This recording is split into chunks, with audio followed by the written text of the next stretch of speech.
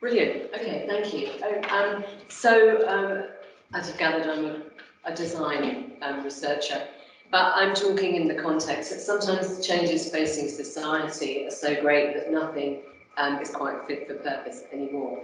And then the powers that have kept it safe in the short term can also be a threat to the longer term. We know the metaphor of turning a supertanker.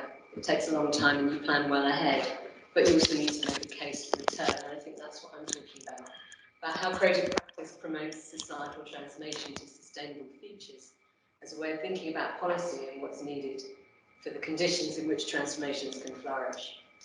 And as a design researcher, I look at the design of eco-social futures and what's needed for inclusive transformations. And that's not to say that everybody has to be involved in everything all the time when we're talking about the design of our futures, but to acknowledge that they could be and that it would be beneficial for them to be more involved, and it would be beneficial for the outcomes if we designed mechanisms that engage people at their level of interest and their capacity and encourage a sense of engagement and agency in everybody. And that change needs to be meaningful because passive, indifferent and threatened publics do not change, they do not change fast or wholeheartedly enough, and they tend to dig in their heels. And of course, politicians will take more radical action if their constituents make it clear they'd welcome it. Something has to resist the dampening down effect of conservative publics and anxious politicians. And specifically, I've been investigating how forms of creative practice can influence societies at a cultural level to care more about the world they inhabit. The research is based on an EU project called Creatures, which stands for Creative Practice for Transformative Futures, exploring what socially engaged art and design processes can do to make a difference in what people care about, and thus what they're prepared to care for. And in other words, I work with people who see the opportunity for greater fairness, change readiness and ingenuity, as well as disasters to be avoided. They're drawn to positive messages of change, but also big questions about how we live. So our Creatures work is to make and analyse tools that help these daring actors take people from the here and now to imagining a difference and finding the confidence to reach it. And I see this as a loosening of commitment to what we know so that something different can creep in, not as a horror story, but as an opportunity for better. And not a new state of being, but a general interest in and move towards fluid and responsive journeying. And I've learned that transformation, if it's not mainstream, and it clearly isn't at the moment, takes an unpicking of norms. And that's done by the production of many different alternative visions, flooding people's awareness with challenges to the norm, providing opportunities to make small changes, giving a sense of hope and agency. What I've termed ecologies of subversion, a web of designing to show how life might be otherwise, inspiring lifestyles and values better able to deal with climate catastrophe, but also responding to other societal challenges such as changing work patterns, ageing populations, polarised rhetorics, growing inequalities within and between nations, and the discomfort of less security for the middle classes. Challenging consumption-oriented and materialistic thought, but coming as multiple and diverse challenges. And this isn't just about net zero or even sustainability, but asking what regenerative and respectful co-living looks like. The goal is not to plan new, better states of affairs, but to embrace this journey towards regeneration. And most of us only really ever glimpse a world we would like to sustain ourselves. Do we use our creative energy in fulfilling ways? Are we able to rest, play, and seek spiritual connection as we please? Are we able to support others as we would like? So to mobilise our best selves then, what kind of provocations do we need? Well, multiplicity in itself is important. Research shows that dissent in itself provides space for individuals to make their own moral judgments, and that comes with different visions. No single model, because to change narratives by which we live in the cultures that dominate our lives and choices, we need to keep upending the current version repeatedly. We need to appeal to different parts of society with different values, and that takes both variety and critical mass. Each contribution is distinct from its neighbours, yet to see the work together becomes a work of action, research into alternatives, sites of cross-fertilisation, and also acts as an attractor for difference. And that's important. They aggregate towards a culture of experimentation and hope. But because there is no one-size-fits-all in this kind of creative practice, because people are doing their own things, no single scalable method to point to, the aggregate effect is hard to identify. So this may be the first lesson in transformative policy. Look at the forest here, not just the individual trees.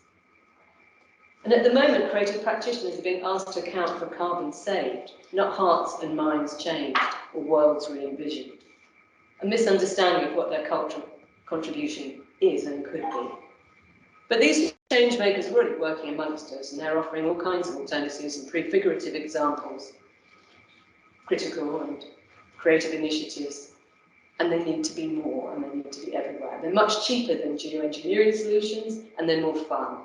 And imagine if we could change consumption patterns fast and re-enchanting people with that planet.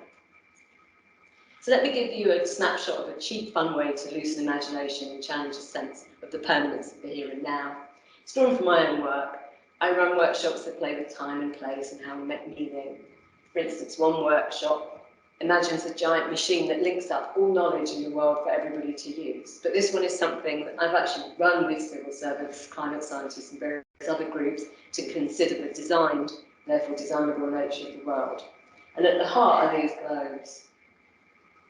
And they contain narratives about past in which a major feature has been changed. The feature may be from a range of topics: material, infrastructural, financial, religious, philosophical, governance, socio-technical, whatever. And the recipients of the globe decide how the future of that past comes to pass, with this different quality as inspiration. And very little direction, but no expectation that they will be historically knowledgeable. And this is really different from the kind of thing of giving someone a scenario to play with or to discuss in a group, because my ambition is not to suggest an alternative to respond to, it's to get groups to make their own alternatives, because that has a different impact on being involved in doing that. So people visualize and they debate and they make stories and things and the environment to encourage experimentation and enough sensitivity that they're picking up nuances of the possible, not as just the range of things that could happen, and probably some of these are fantastic and couldn't happen, but as a sense of agency, what is possible for us, what's possible for me. So the point of these workshops is that if it could have been different, it still can be. Now let's see. Yeah, so this is a really, really difficult one, and I brought it because it's quite complicated to assimilate. These things are not necessarily very straightforward, possibly contentious in terms of cultural appropriation. There's all sorts of different dynamics going on, which are all fair game for discussion. And if I was doing it with students or a very different group, then I would be doing something much simpler. But this went in front of some Swedish civil servants who were thinking about future of governance and the different kinds of values that they could bring to it. And the idea is that you have your counterfactual world-making machine here, and it spews out these globes, the ones at the bottom here, and then you just get something in it, and somebody, some group, caught that. And initially they're actually horrified, but the solutions that come out of this one have turned out to be some of the most interesting of them all.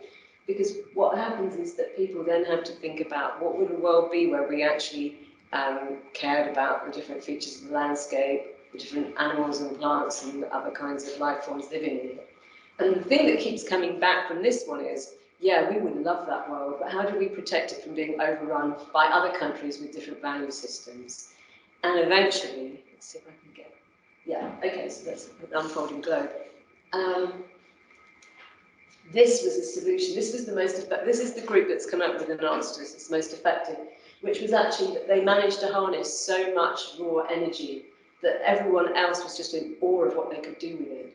And they chose to have energy festivals and just use it in the sky for, for entertainment and celebration. But it did show, and it's very interesting how many people have developed energy scenarios of different kinds using the counterfactual world generation without me ever asking them to. So they have to imagine different relations. So what stays with people? Well, one bit of feedback after about 6 months of having done it, with no particular follow-up apart from the question, what happened afterwards.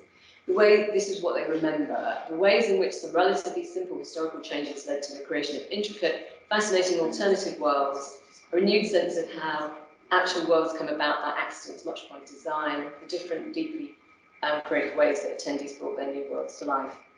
So it's fun and it's memorable and it works to create a way of thinking and feeling differently. But what have we learned?